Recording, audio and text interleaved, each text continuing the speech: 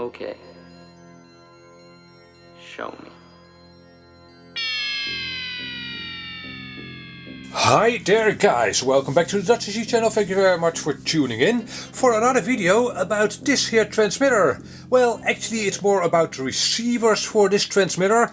It is the relatively new FlySky Paladin PL18 and I've done a review of this radio itself. If you're interested, there's a link up here to my review. So, in my review I told you, well, yeah, there aren't a lot of receivers available or different kinds of receivers available for this transmitter. Which is still true. The only receivers I have is this very small FTR16S, which is intended for drone use, right? Multi-rotors. It's an S-bus or I-bus receiver with telemetry and it is super small but full range. And the other receiver for this transmitter is the FTR10. I don't have one here because it's in a plane. That's a 10 channel airplane receiver and it's, well, 10 channel, it's rather big. Now I have smaller planes, park flyers, 4 channel, maybe 5 channels, but those airplanes can't really accommodate such a big receiver and they don't need a lot of channels, obviously. So in this video I'm gonna, hopefully, if it works out, show you a small receiver for this Paladin radio, 4 channel, and yeah, I'm gonna show you if that actually works and how. What you see here are 2 tiny devices. On your left you see that original FlySky receiver, the FTR16S. Again, an I-bus or S-bus receiver meant for drones. And on your right I have a S-bus to PWM converter. And this is nothing really new, but I selected this one because it's very small. There are converters to like 8 channels. That's definitely not what I wanted. I wanted small, right? I want, well, 4 channels is more than enough for a lot of my airplanes. Flying wings, for instance. 4 channel, more than enough. So this one is nice and small. You can, by the way, use 2 of these in conjunction to make a 8 channel receiver, but I don't really see the point. If you have a look at the product page of this converter, you'll see how that's done. Well, basically, if you bridge this gap over here, solder bridge, that bridged converter will output channel 5 to 8. So if you then use 2 of these, you have channel 1 through 8. Again, I only want 4, and yeah, the only thing you really need to do is hook up the receiver to this input portion of this converter, and then you have over here 4 output channels. And I assume that's pretty common that the bottom row of the pins is the ground, the middle row of the pins is power, and the top row of the pins is signal. And I'm not sure, probably the first one from the top is channel 1. That's my assumption, but well, I am pretty 100% sure that the bottom row will be ground, middle row will be power, top row will be signal. And yeah, I'm gonna simply, this wire came with the converter, simple bridge wire, jumper wire, and I'm gonna clip this off. Solder 1/2 to my receiver. Okay, so I won't have telemetry with this setup.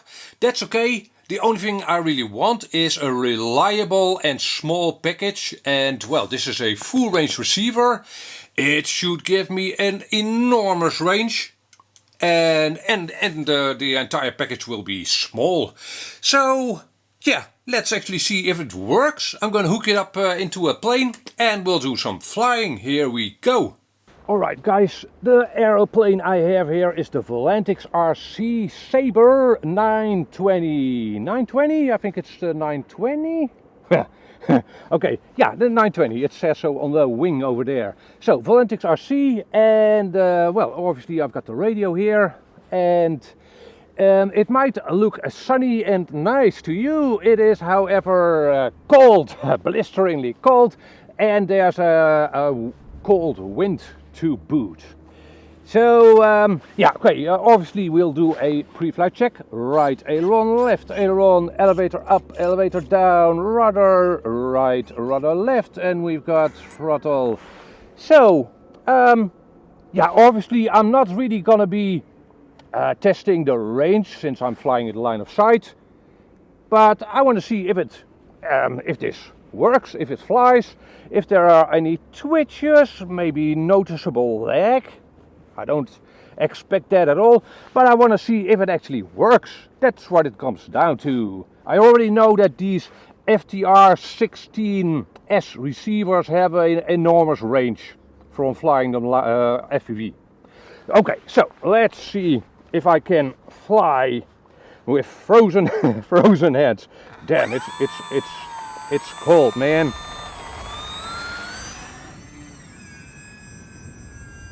Okay, we are up and away, and airplane feels a little bit tail heavy. Oh well. What else is new? No, it actually feels pretty okay. I hope you'll be able to see the airplane. I'm flying it at approximately 50 meters away from me. It is twitchy. Okay, so yeah, I need a bit more expo. I haven't obviously flown this airplane with this radio yet. Previously I flew this airplane with my jumper T16. Yeah, I need more expo, and that's something I found to be true with this radio for most things. Because it is more precise, I need more expo. Probably makes sense. I'm not even sure if that's true. Does that make sense? Okay, long story short, I have found that I need more expo in this radio than with all my other radios. But we are now testing this do-it-yourself receiver, and this is approximately as far as I'd fly at line of sight, especially this airplane. And I've made this do-it-yourself receiver for small airplanes, right? And those, especially, you don't fly far away line of sight. I will probably also use this setup in FPV flying wings, so yeah, maybe I'll do a follow-up on this video in which I use this setup in an FPV plane and fly it, well, maybe a kilometer away. Should be more than possible. And I told you I don't have telemetry, and that's true. The plane doesn't have sensors or anything. However, the radio would complain if I'd lose signal. Low RSSI and signal lost and such. And I don't expect to be hearing any of that in this flight line of sight flying. Yeah, I need more expo, especially for this lively airplane. But other than that, this simply works, and I'm happy about that because it opens up opportunities or possibilities for this radio. For instance, for smaller gliders, DLGs, or well, streamlined fuselages, you really need small receivers, and we don't have small PWM receivers for this radio yet.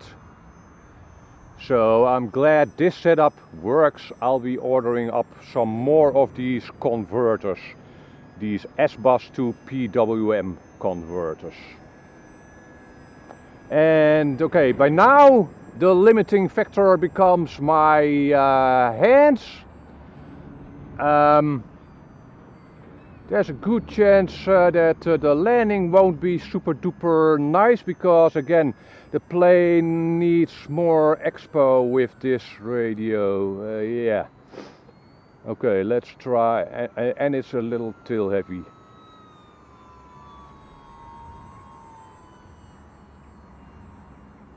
Oh. Damn. Let's try that again. This plane is also... yeah man, I need far more expo. Very twitchy.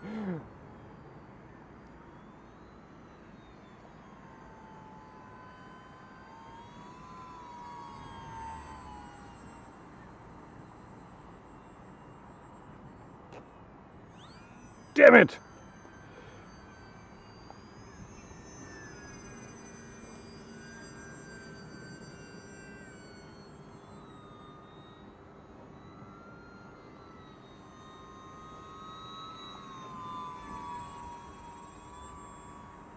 Come on.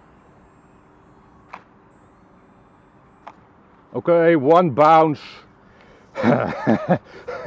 Won't get any beauty contest, but it's down, and it's down in one piece. Cool stuff. You know what? I'll take you back to the studio and I'll show you the final receiver. I've got one more thing to mention about this receiver setup. That will be interesting, especially if you want to run this setup in gliders. But I need to show that up close. So, yeah, let's go to the studio and I'll do a wrap up of this project. Here we go. And we're back in the studio. So again, I am very, very happy this actually worked, because it opens up, well, possibilities for this FlySky PL18 radio, which is nice. It's a nice radio, but until this do-it-yourself project, yeah, I didn't have receivers for smaller airplanes, and now I do. So two things I want to add to this story. I could have made it even smaller.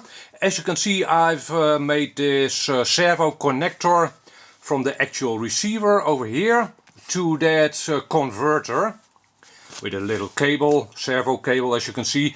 So I could have simply soldered this cable to that converter and have it be semi-permanent, right?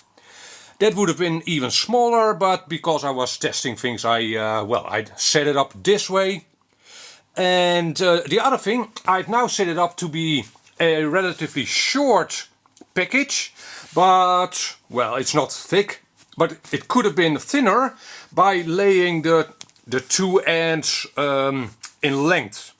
So have that receiver, which you see at the bottom now, come out the end of the converter. That way it would have been long and thin. That's the two options you have. You can have it be short and, well, it's not thick, but thicker, or very thin and longer.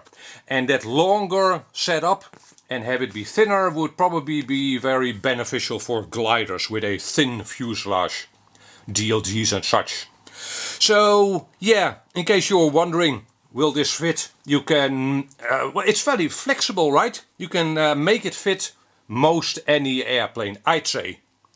And you've got a full diversity receiver with a lot of range. And it actually works.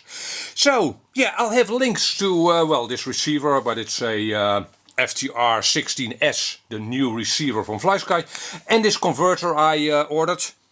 And I'll order up some more. Maybe this video will make them go out of stock. So yeah, I'm sure they'll restock them. Anyway, again, if you are left with questions, hit me up a comment down below. I hope this was useful. Catch you on the next video. Bye bye.